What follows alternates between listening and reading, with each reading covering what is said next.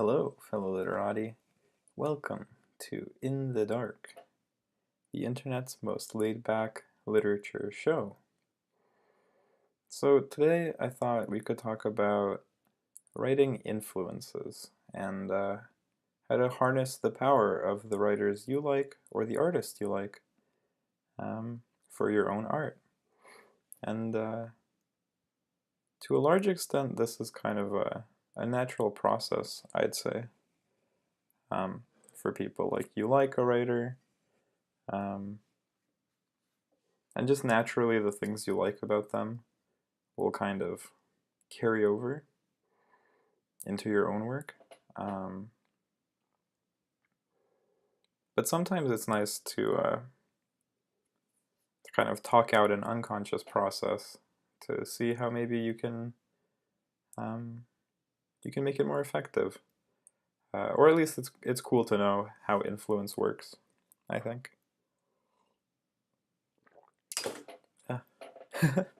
Whoops. Gracie's sitting by the window. Oh, she's coming. Speak of the devil. Hey, Gracie, what up?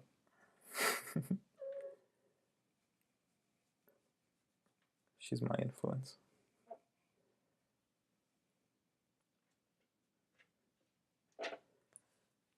But yeah, so essentially influence has kind of like 5 key steps. Can you guys see her? Say hello, Gracie. Influence has kind of 5 key steps. So first, you have to know who you like. So who the influence is. It could be a writer, it could be a different artist, it could be really anybody. So once you know who you like, then you got to figure out what it is you like about them. So is it that they eat their cat food while you're trying to record a video? I love that.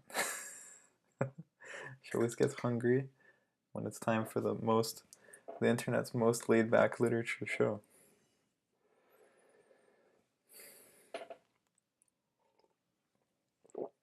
But yeah, so you got to figure out what it is you actually like about them. So is it their style of writing, the words they use, the way they make their sentences? Is it their subject matter? Is it how they deal with themes or intellectual issues? Is it their beliefs? Things like that. And then once you've kind of pinpointed that, and again, that should be pretty intuitive. And this also applies to like visual artists. So if you look at a painting, for example, right, of like a Monet painting, and you like Monet, you can try to figure out what it is that you like about that painting, or about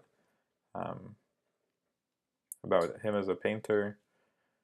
And then once you have that figured out, you can move on to trying to figure out why you like that. So let's say you like a haiku poet like Basho. And you know, if you've only read Basho, then you probably just like haiku. If you've read other haiku poets, you can try to figure out what about him specifically you enjoy. Is it the simplicity of the writing? Is it the topics he deals with? Is it kind of the perspective?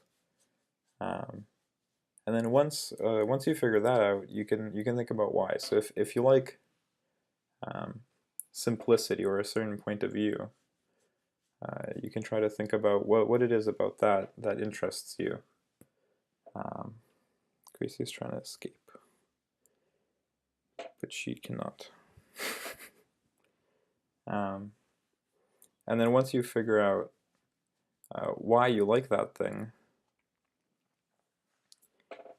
So whether it be the word choice, you figure out, okay, I like writers that have lyrical writing. So they write lyrically with beautiful turns of phrase, with beautiful word choice. And the writing flows and it's very pleasurable to read and to listen to. So I like that. And you figure out, well, okay, I think the writing should sound good. That's important for me. So I like that it sounds good. And I just like the way that feels. So that's why. And then once you know that, you want to figure out how do they do it, right? How do they achieve that effect? And part of that will be just having a decent technical foundation. You can try looking it up if it's a famous writer. But more likely than not, you'll have to kind of figure it out yourself because you're getting pretty specific. So if it's like, I enjoy this kind of rhyme scheme, and you figure out what it is about that rhyme scheme that appeals to you. Well, in that situation, it's I suppose it's pretty easy. you can just copy the rhyme scheme, and same with like meter and things like that. But a lot of the time, it won't be quite so straightforward. Or the construction will be more complicated because there's a lot of poems that have a pretty unique structure. And then ultimately, even with a simple structure like a haiku, the individual words, so if you like a specific haiku, there's only maybe like 9 words in it. But it's those specific 9 words that you like in that order. So it's usually more than just the rhyme scheme, it's usually more than just the structure. It's kind of an interplay between all of these elements, including themes and so on. And that's probably the hardest part is figuring out how they do it, and then figuring out how to replicate that, which would be the final step. Or if not replicate, how to recreate that effect in your own way. Because there's multiple ways to be lyrical or to be philosophical or something like that, for example. So that would kind of be the process if you wanted to approach it consciously. Again, most of the time, I think it's pretty intuitive, and one thing I found that is very helpful, and this will happen naturally as well, but if you like a writer, you should just read them like a lot, just as much as possible, because at least for me, and I'm sure it's like this for other people as well, where the more you read somebody, the more you'll kind of start thinking in their voice, and you'll adopt their mannerisms to a certain degree, just subconsciously. And I've had that with a lot of writers that I've enjoyed. Probably most notably, in my first year of university, I had probably a couple-month period where I wrote, everything I wrote sounded like a really bad Nietzsche ripoff. But that was a good period, so it's kind of cringy to look back on now, but that's kind of how you learn. You go through one influence after another, and you see what about it you like, and that's the interesting thing about influence too, I guess, is that over time it'll kind of collect, and with each new influence you discover, you'll go through this 5-step process and kind of take what's most interesting to you, and everything else is discarded, and then ultimately that's how people develop their own style. Because after you read whatever 150 different styles, your unique blend of what's left after you discard most of the things will be very unique, in addition to your own ideas at that point. And just kind of the magic of writing. So yeah, that's essentially the process. That's kind of interesting, I guess, to think about. It's a bit of a magical process, and I don't think it's something you can force, really. You can't really choose who you like. You can't really. I think it would be very, very difficult to completely emulate a writer. Although that's a good exercise to do when you're starting, is to just directly try to write exactly like the person, kind of in the same way that a lot of drawing students learn by copying masterworks. And it's surprising that it's not taught that way usually. Like, you never, at least not in my experience, I've never heard of anyone having to write in the style of another writer. We've had like write a sonnet, but if you think about it, that's a lot easier.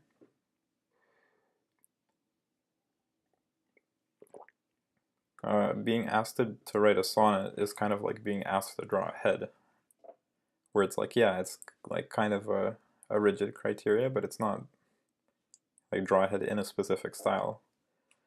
So if somebody told you to write a sonnet like Shelley, it's like, okay, that's harder. So yeah, if you have a writer that you like, just try thinking about that.